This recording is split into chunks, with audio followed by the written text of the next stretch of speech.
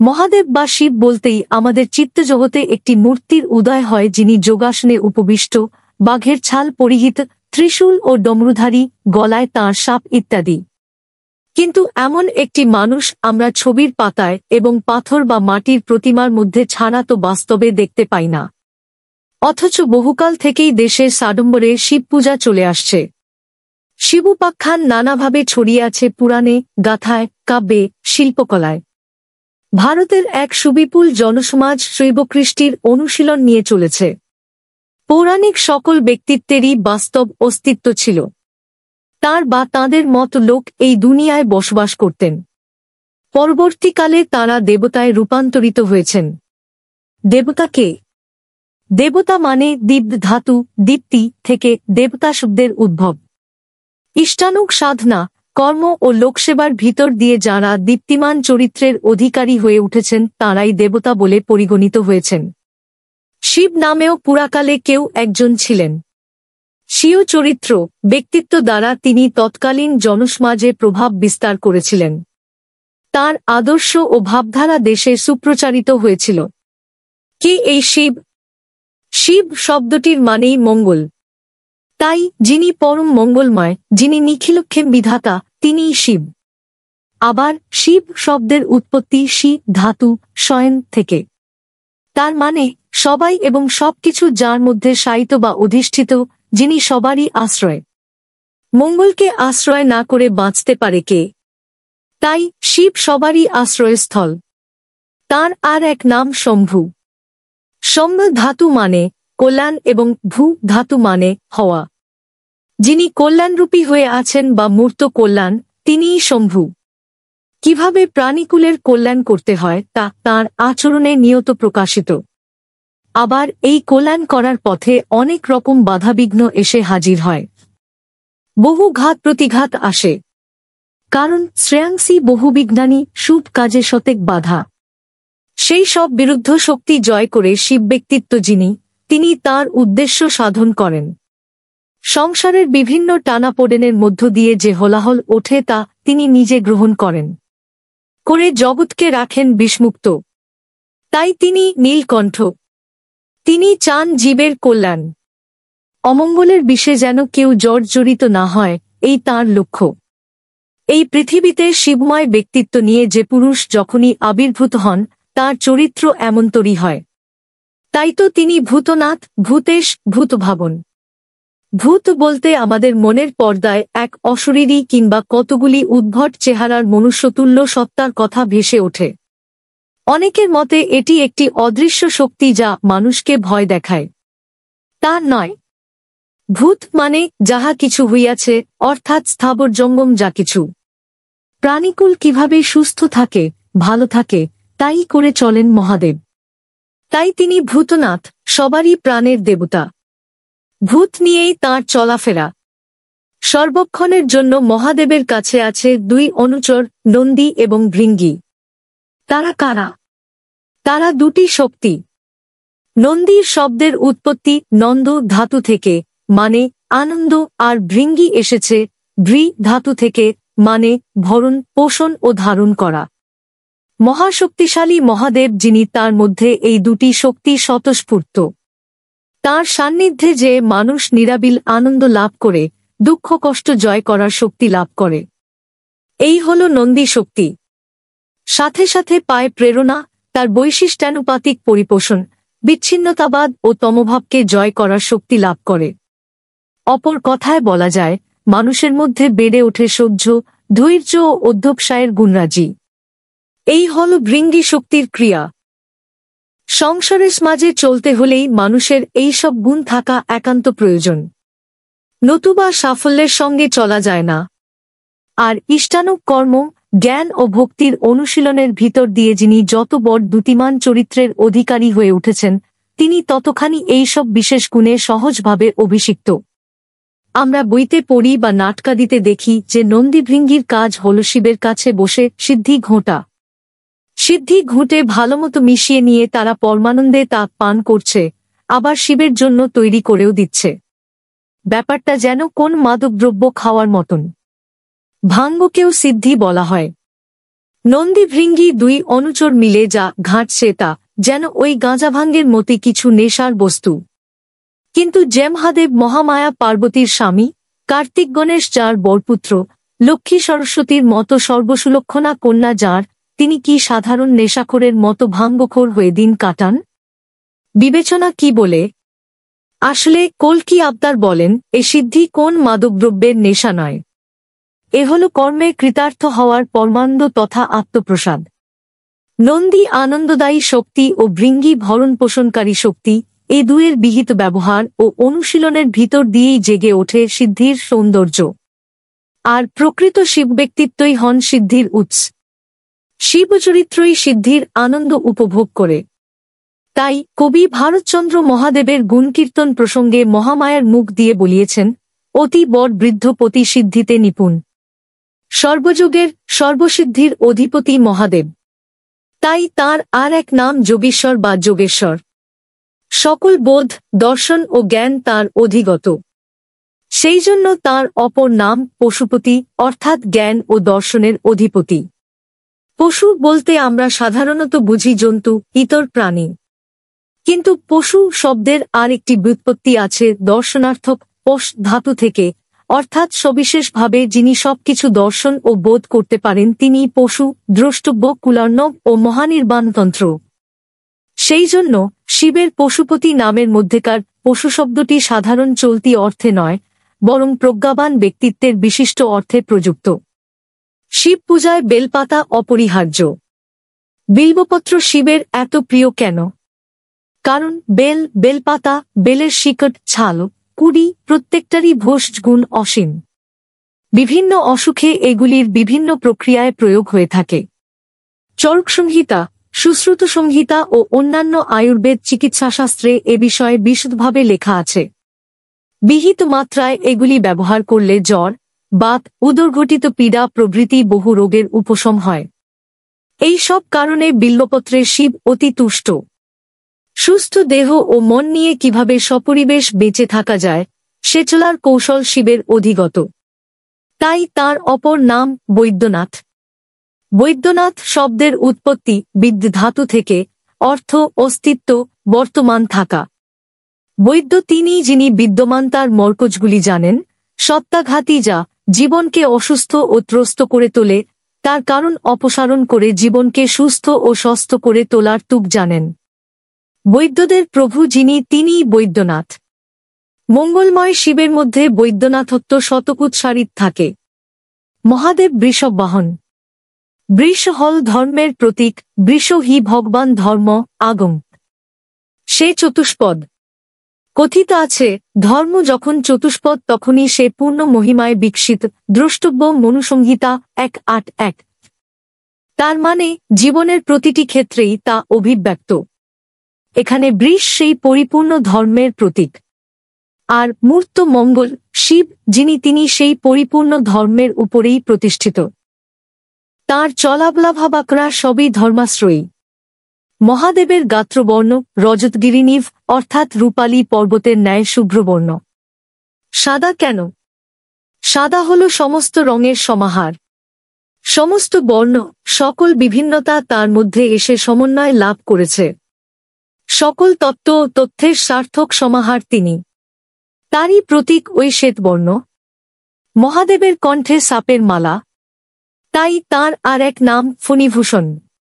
গলায় এই সাপের অস্তিত্বকে নানা জনে নানা দিক দিয়ে ব্যাখ্যা করেছেন। কিন্তু পরমদয়াল কল্কি অবতারের কাছে আমরা জেনেছি ওই সাপ হল সাপের মতো খল হিংস্র ব্যক্তির প্রতীক। সমাজে সাপের মতো চরিত্রওয়ালা লোক ঢের আছে। মহাদেব তাদের প্রেমে বশীভূত করে কাছে রেখে দেন, যাতে তারা বাইরে যে বৃহত্তর সমাজের ক্ষতি করতে না পারে। আবার তাদের ভিতরেও যে সত্তাপ্রীতি আছে তা উস্কে দিয়ে ওই অমন্তরদের দ্বারা লোকমঙ্গল যতটুকু করানো সম্ভব তাও করিয়ে নেন। এই হল শিবভাবের বৈশিষ্ট্য। তিনি যে ভূতপতি, ভূতেশ্বর। কাকে বাদ দেবেন তিনি? তাঁর রাজত্বের বাইরে তো কেউ নেই, কিছু নেই। বিশ্বদুনিয়ার যারা কপকুটিল তাদেরও তিনি ফেলে দেন না।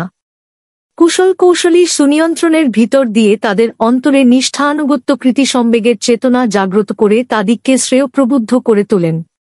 সমস্ত অসৎকে তিনি সতে এবং সমস্ত অশুভকে শুভে নিয়ন্ত্রিত করেন। মহাদেবের পরিধানে ব্যাঘ্রচর্ম। তার কারণ ব্যাঘ্র হল সাহসী, বীর্যবান ও কৌশলী প্রাণী। ব্যাঘ্রের চর্ম ওই গুণগুলির দ্যোতক। লোকপালন ক্রিয়ায় সাহস, শৌর্য ও কুশলতার প্রয়োজন হয় প্রতিপদে। তাই ওই গুণগুলি শিবচরিত্রের সহজ সম্পদ। মহাদেবের মস্তকে চন্দ্রের একটি কলার অংশের অধিষ্ঠান। তাই তার অপর নাম চন্দ্রেশ্বর। চন্দ্রের স্থান মহাদেবের মস্তকে, কারণ পৃথিবীতে জীবন প্রবাহ সচল রাখতে চন্দ্রের ক্রিয়া অপরিসীম। চন্দ্রের তেজে পৃথিবীর অস্থিসমূহ পরিপুষ্ট হয়। চন্দ্রের আকর্ষণে সমুদ্রে জোয়ারভাটার সৃষ্টি হয়, মাটি উর্বরা থাকে, শস্যাদি উৎপন্ন হয়। জীবনের পক্ষে এমনতর প্রয়োজনীয় যে চন্দ্র, মহাদেব তাকে শিরভূষণ করে রেখেছেন। মঙ্গল মানেই তো জীবন বৃদ্ধি, যাতে উচ্ছল হয়ে চলে। জীবন বৃদ্ধির অনুপূরক বা সহায়ক, যা সবকিছুই শিবের বিভূতির অঙ্গ। ত্রিশূল তাঁর অস্ত্র, নিয়ত শোভা পায় তাঁর শ্রীহস্তে। তাই তিনি শূলপাণি। এই ত্রিশূল মহাদেব ব্যবহার করেন দুষ্ট দানবোধে। অর্থাৎ যে শক্তি জীবজগতের বাঁচাবাড়ার অন্তরায়, তাকে তিনি ত্রিশূল দ্বারা বিনাশ করেন। ওই অস্ত্র পরম মঙ্গলময়, যিনি তাঁর সত্তা সংরক্ষণী অসৎনিরোধী মহাশক্তির প্রতীক। ত্রিশূলের তিনটি ফলা। এই তিন ফলার ব্যাখ্যা প্রসঙ্গে কেউ বলেন, এর দ্বারা সত্তরজতম তিন গুণকেই বোঝাচ্ছে। তিনটি গুণই মহাদেবের করায়ত্ত। তিনি কোনটির দ্বারা অভিভূত নন। লোকপালনের জন্য যখন যে গুণটি দরকার, তিনি তার ব্যবহার করে থাকেন। কারো মতে ত্রিশূলের তিনটি ফলা সৃষ্টিস্থিতি প্রলয়ের দ্যোতক। তাই যেমন তিনি ভূতভাবন, ভূতপতি, তেমনি আবার সংহারকারী রুদ্র বটেন। ত্রিশূলের সঙ্গেই থাকে শিবের নিত্যসাথী ডমরু। ডমরু ধারণ করেন বলে তার আর এক নাম ডমরুধর। ডমরুর তাৎপর্য কি? ডমরু হল শব্দের প্রতীক। ডমরু বাজালে গুরুগুরু বা গুমগুম করে আওয়াজ হয়। সেই আওয়াজ হল প্রথম স্বর। তা থেকে বর্ণমালার উদ্ভব। কথিত আছে, সংস্কৃত ব্যাকরণ প্রণেতা মহামুনি পাণিনি ছিলেন শিবভক্ত। একসময় তিনি শিবের আরাধনা করছিলেন। তখন মহাদেব তাঁর সম্মুখে আবির্ভূত হয়ে নৃত্যের ভঙ্গিতে ১-৪ বার ডমরুধ্বনি করলেন। একবার একরকম শব্দ উত্থিত হল। সেই শব্দরাজিই হচ্ছে সমস্ত নবপঞ্চ, অর্থাৎ ৪৫ স্বর ও ব্যঞ্জনবর্ণ। ওইগুলি আবির্ভূত হয় সূত্রাকারে। সূত্রগুলি এইরকম: ১ অ ই উন, ২ ঋণয়ক, ৩ এ ওং, ৪ ওই উচ, ৫ হোজট, ৬ লন, ৭ নম নম, ৮ ঝভোম, ৯ ঘোডধ্বস, ১-০ যোগ বুর্ধস, ১-১ হুর্ফ ছোট ছোট, ১-২ পজ, ১-৩ শ্বশুর, ১-৪ হোল বলা হয়। শিবের উপদেশে পাণিনি এইগুলিকে সংজ্ঞাসূত্র হিসাবে গ্রহণ করলেন। এই সূত্রগুলি পাণিনির ব্যাকরণের চাবিকাঠি। এই সূত্রের জন্য পাণিনি বিখ্যাত, এবং তাই তিনি অন্যান্য বৈয়াকরণদের থেকে একেবারে আলাদা। মহামুনি পাণিনি শিবকৃপায় সূত্রগুলি লাভ করেছিলেন বলে সূত্রগুলির নাম শিবসূত্র অথবা মাহেশ্বর সূত্র নামেও খ্যাত। প্রকৃত তথ্য মনে হয়, শিব চিন্তায় একধ্যানপরায়ণ হয়ে থাকা ও চলার ভিতর দিয়ে পাণিনির চিত্তে ওই শব্দগুলি ওই আকারে প্রতিভাত হল। যেমন সুদীর্ঘকাল যাবৎ অচ্যুত সুকেন্দ্রিক অনুশীলন ও গবেষণার ভিতর দিয়ে কোন বৈজ্ঞানিক নতুন কোন তথ্য আবিষ্কার করেন, তারপর সেগুলি সঙ্গতি সহকারে বিন্যস্ত করে তিনি রচনা করলেন তাঁর মৌলিক গ্রন্থ অষ্টাধ্যায়ী। শিব পঞ্চবক্ত্র, অর্থাৎ তাঁর ৫টি মুখ। কথিত আছে, বিষ্ণুর মহিমা গান করার জন্য শিবের নাকি ৫টি মুখ হয়েছিল। আমরা কথায় বলে থাকি, অমুক একেবারে ৫ মুখে অমুকের প্রশংসা করছে। তার মানে প্রশংসা করে শেষ করতে পারছে না, এবং প্রশংসা করতে পেরে নিজে খুবই খুশি। এমন ক্ষেত্রেই ওইরকম ৫ মুখে কথা বলার বিশিষ্ট বাগধারা প্রচলিত আছে। শিবেরও পঞ্চমুখ। পঞ্চমুখে অর্থাৎ প্রাণের সমস্ত ব্যাকুলতা নিয়ে তিনি পরমপিতার কথা বলে থাকেন। তিনি ত্রিনেত্র, অর্থাৎ তাঁর ৩টি চোখ। ২টি চোখ যথাস্থানে, আরেকটি চোখ ২ ভ্রুর মাঝখানে। কিন্তু সত্যিই তো কপালের উপরে কারো চোখ থাকে না। এটা হল আজ্ঞাচক্র বা প্রজ্ঞানেত্র, সন্ত সাধকরা যাকে বলেন দ্বিদল বা তেসরা তিল।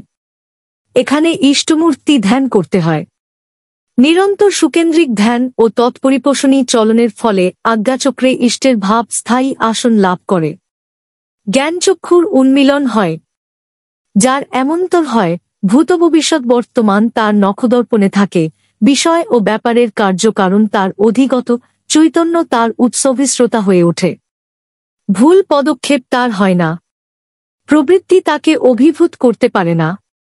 অসৎকে বিনায়িত করে জীবজগতের মঙ্গল সাধনও তার সহজসাধ্য হয়ে ওঠে। যিনি নিরন্তর ইষ্টস্বার্থ প্রতিষ্ঠায় তৎপর, অতন্দ্রচিত্তে ইষ্টধ্যান ও কর্মে নির্বচ্ছিন্নভাবে এগিয়ে চলেন, তাঁরই উন্মিলিত হয় এই তৃতীয় নয়ন।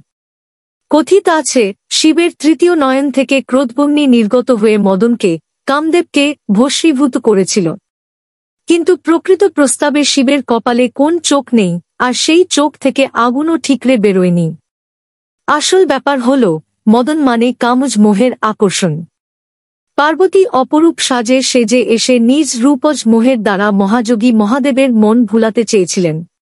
কিন্তু যিনি বৃত্তি অধীশ, আজ্ঞাচক্রে যাঁর চিত্ত দৃঢ়নিবদ্ধ, তাঁকে কি কামনা দ্বারা অভিভূত করা যায়? মহাদেবের বোধি ও প্রজ্ঞা চির জাগ্রত। তিনি দেখেই বুঝতে পেরেছিলেন, পার্বতী কামনার ডালি সাজিয়ে এসেছেন তাঁকে বরণ করতে। তাই তিনি পার্বতীর ওই ভাবকে প্রশ্রয় দিলেন না। এর ভিতর দিয়ে আর এক মহাসত্য উদ্ঘাটিত হল। বিবাহের প্রধান ঘটক হবে শ্রদ্ধা। শ্রেষ্ঠকে বরণ করতে হয় শ্রদ্ধার ভূমিতে। তার পরিবর্তে যদি সেই বরণের ভূমি হয় আত্মসুখ উপভোগ, তার ফলে দাম্পত্য প্রেম কলুষিত হয়ে যায়। সেখানে সুসন্তানের আগমন সম্ভব হয় না। এই কারণেই মহাদেব পার্বতীকে প্রত্যাখ্যান করলেন। এই হল তৃতীয় নয়ন থেকে অগ্নি বিনির্গত হয়ে মদনকে ভস্মীভূত করা। পরে পার্বতী কিভাবে মহাদেবের মনের মতো করে নিজেকে গড়ে তুলেছিলেন এবং মহাদেবকে পতিরূপে লাভ করেছিলেন, সে কাহিনী সবারই জানা। এ থেকে আমরা এই শিক্ষা পাই যে, তৃতীয় নয়ন যার সদা জাগ্রত, মন যার আজ্ঞাচক্রে সদা নিবদ্ধ, প্রবৃত্তির কোন মোহ তাকে কখনো আচ্ছন্ন করতে পারে না। সে প্রবৃত্তিকে প্রবৃত্তি বলে চিনতে পারে। তাই তাকে কখনো দুঃখের কবলে পড়তে হয় না। সে নিজেও আনন্দে থাকে এবং অপরকেও আনন্দ বিলাতে পারে। শিব সম্পর্কে ধ্বনি দেওয়া হয় হর হর ব্যাম ব্যাম বা ব্যাম বিশ্বনাথ। আবার শিব পূজায় গালবাদ্য করা হয়। গালবাদ্যের সময় যে ধ্বনি উত্থিত হয় মুখ দিয়ে, তার শব্দ অনেকটা বম বম বোম এর মতো। আবার শিব প্রণামে আছে ও নমঃ শিবায়। দেখা যায় এই ও বা ব্যামধ্বনির সাথে শিবের খুবই যোগ। সাধনস্তরে এই দুটি বীজই খুব কাছাকাছি। একবার কৃষ্ণপক্ষের এক রাত্রে কল্কি অবতার আকাশের দিকে অঙ্গুলি নির্দেশ করে বিভিন্ন গ্রহ নক্ষত্র এবং তাদের ক্রিয়া ও অবস্থিতি সম্বন্ধে বুঝিয়ে দিচ্ছেন। চারিদিকে এক গম্ভীর অথচ শান্ত পরিবেশ। কাছে কয়েকজন উৎসুক অনুরাগী ভক্ত ছাড়া আর কেউ নেই। নিস্তব্ধ সেই নিশীথে বিশ্বপিতা স্বয়ং মহাকাশের সাথে ভক্তবৃন্দের পরিচয় করিয়ে দিচ্ছেন। তাঁর বাণীর প্রতিটি দোতনা রাত্রির পর্দায় আঘাত করে মহাব্যোমে যেন ছড়িয়ে পড়ছে। সে এক অদ্ভুত অনাস্বাদিতপূর্ব রোমাঞ্চকর অভিজ্ঞতা। কথা প্রসঙ্গে অন্ধকার আকাশের এক প্রান্ত থেকে অপর প্রান্ত পর্যন্ত বিস্তৃত শ্বেতবর্ণ ছায়াপথটি দেখিয়ে বললেন, ওই হল নীহারিকার জগৎ। ওখানে কোটি কোটি গ্রহ নক্ষত্র সবসময় সৃষ্টি হচ্ছে, তীব্রগতিতে ছুটে যাচ্ছে, একটার সাথে আরেকটার ধাক্কা লাগছে, ভাঙছে। এই রকম ক্রিয়ার ফলে ওখানে অবিরাম শব্দ হচ্ছে ও। ওই জন্যেই বলে ব্যাম বিশ্বনাথ, ব্রহ্মাণ্ডের সৃষ্টিধারার এক বিশেষ পর্যায়ে এই ওধ্বনি জেগে উঠছে। তাই বিশ্বনাথের সঙ্গে ও বা ব্যামধ্বনির সম্বন্ধ অতি নিকট। সমগ্র বিশ্বের যিনি প্রভু, তিনিই বিশ্বনাথ। তিনি আবার বানেশ্বরও বটেন। বান মানে বিস্তার। এই বিশাল বিস্তৃতির অধীশ্বর যিনি, তিনিই বানেশ্বর। তন্ত্রশাস্ত্রে আছে, এমনতর গুণান্বিত যে পরমশিব, তিনি মাঝে মাঝে পৃথিবীতে দেখা দেন ইষ্টগুরুরূপে।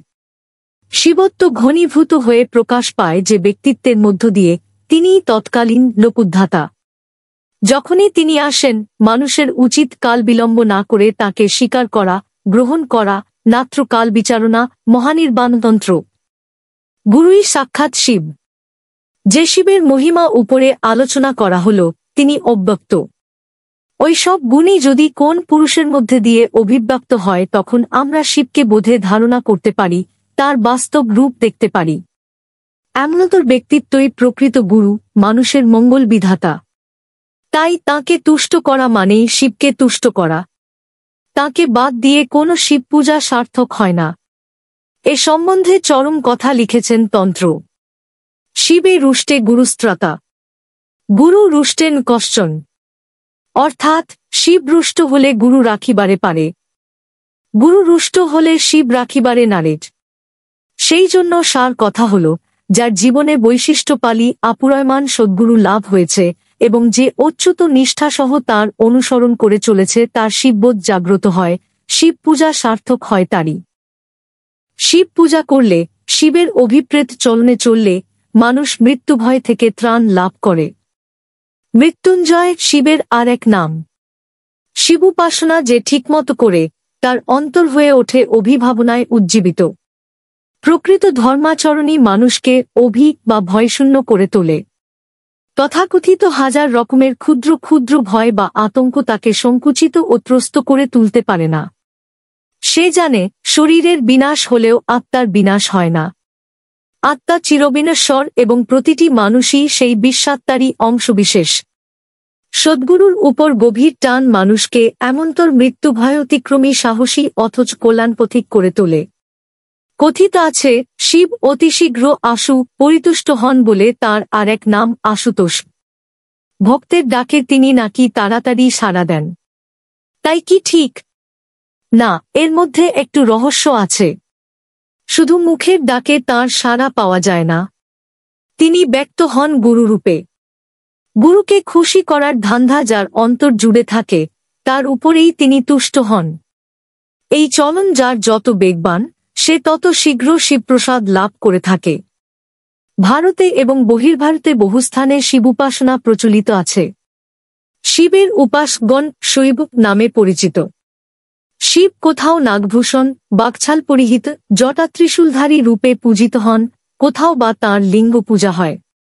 লিঙ্গমূর্তি আবার দেখা যায় জনিপীঠের উপর প্রতিষ্ঠিত। এমনতর রূপ কল্পনা কেন?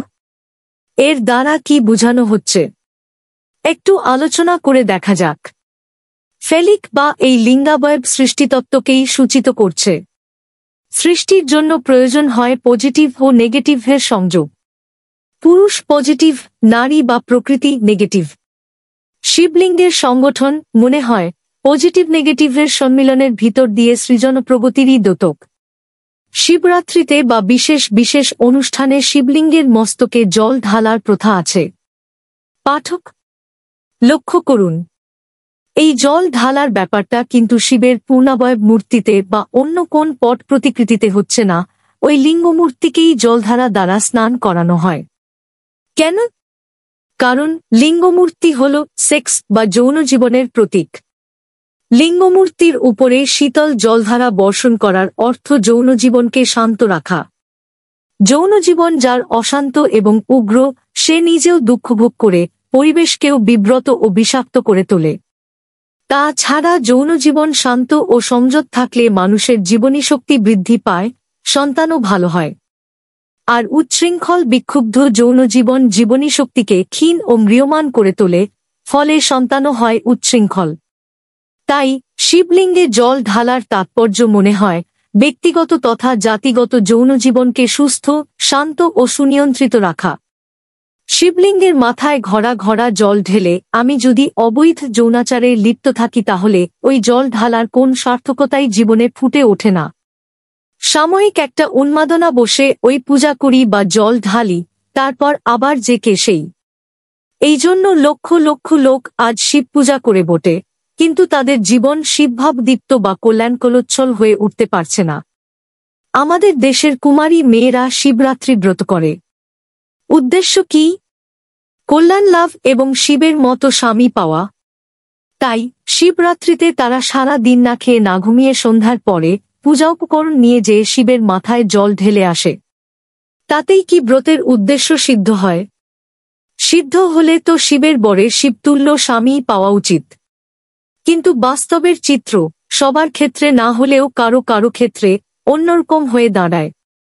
কোন মেয়ে হয়তো এমন স্বামী পেল যে তার জীবন তিক্ত করে তুলল? তখন মিষ্টিঝরা বিবাহরাতের মধুর স্বপ্ন অচিরেই মিলিয়ে যায়। অশান্তির আগুনে দুজনেই জলে পুড়ে খাক হতে থাকে। এমনটা হয় কেন? কারণ কতগুলি মন্ত্রপাঠ হয়তো করা হয়েছে, পূজার উপচারও সাধ্যমতো দেওয়া হয়েছে, অনুষ্ঠানের আড়ম্বরেরও খাঁকতি নেই, কিন্তু ব্রত বলতে যা বোঝায় তা করা হয়নি। ব্রত শব্দটি এসেছে ব্রী ধাতু থেকে, অর্থ বরণ করা। শিবব্রত করা মানে শিবত্বকে বরণ করে নেওয়া, শিবকে আপন করে নেওয়া। আর তা বছরে ওই একটিমাত্র দিনের জন্য নয়, সারা জীবনের প্রতিটি মুহূর্তে। আর ব্রত শব্দের আর একটি উৎপত্তি হল ব্রজ ধাতু থেকে, অর্থ চলা। শিবরূপী সদ্গুরু যেমন চান সেই মতো চলা, বলা ও করা থাকলেই ব্রত সার্থক হয়। সংকল্প নিতে হয়, তার অভিপ্রেত যা, তিনি যা পছন্দ করেন তাই করব এবং তাঁর যা অনভিপ্রেত তা কিছুতেই করব না। এ না করে না খেয়ে দিয়ে শিবের মাথায় হাজার ঘড়া জল ঢাললেও শিব অর্থাৎ মঙ্গল লাভ কিছুতেই হবে না। আজকাল ঠিকমতো তাৎপর্য বুঝে পূজাবিধি অনুসরণ করা হয় না বলে এই সব পূজানুষ্ঠান কেবল সাময়িক একটা উন্মাদনার সৃষ্টি করেছে মাত্র, জনজীবনের স্থায়ী কল্যাণ কিছু আনতে পারছে না। এই তো গেল ব্রত সম্বন্ধে কথা। তারপর দেখা যাক উপবাসী বা কতখানি ঠিকমতো হয়। সারাদিন কিছু না খেয়ে থাকাটাকেই অনেকে উপবাস, চলতি কথায় উপোস করা বলে মনে করেন। কিন্তু উপবাস মানে তা নয়। আহার সংযমের দ্বারা শরীরটা হালকা থাকে, কাজ বেশি করতে পারা যায় এবং মনও একাগ্র করতে সাহায্য হয়। এইসব উদ্দেশ্য সিদ্ধ হতে পারে, কিন্তু তাতে উপবাস করা নাও হতে পারে। মানে নিকটে, উপবাস মানে নিকটে বাস করা। যার নিকটে আমি থাকতে চাই, আমাকে অবশ্যই তার মনের মতো হয়ে থাকতে হবে। তা না হলে আমি তার অস্বস্তি উৎপাদন করব, প্রীত হবেন না তিনি। ঠিক তেমনি শিবসান্নিধ্যে থাকতে গেলেও মনটা শিবমুখী করে একাগ্র করে রাখতে হয়। সব সময় ভাবতে হয় আমি শিবের চরণতলেই বসে আছি। তাই তিনি যেমন পছন্দ করেন আমাকে তেমনিভাবে চলতে হবে, বলতে হবে, করতে হবে। তাই মোট কথা হল, শিবভাবের পরিপোষণ যাতে হয় তেমনতর আহার, বিহার, আলাপ ব্যবহার করে চলতে পারলে তবেই শিবের উপবাস করা হবে। নারী হোক আর পুরুষই হোক, যারাই এই ব্রতোপবাস ঠিকমত করে, অন্তর তাদের হয়ে ওঠে শুদ্ধ, শান্ত, মঙ্গল বিকিরণী। তাদের জীবনের লালসার উগ্রতা স্তিমিত হয়ে আসে। প্রত্যেকেই তার বৈশিষ্ট্য অনুযায়ী হয়ে ওঠে মহাযোগী মহাদেবের এক একটি ক্ষুদ্র সংস্করণ। আর এই হওয়ানুপাতিক প্রাপ্তিও ঘটে প্রত্যেকের জীবনে। কথায় আছে, যেমন কর তেমনি হয়, বিধি কারও বাম নয়।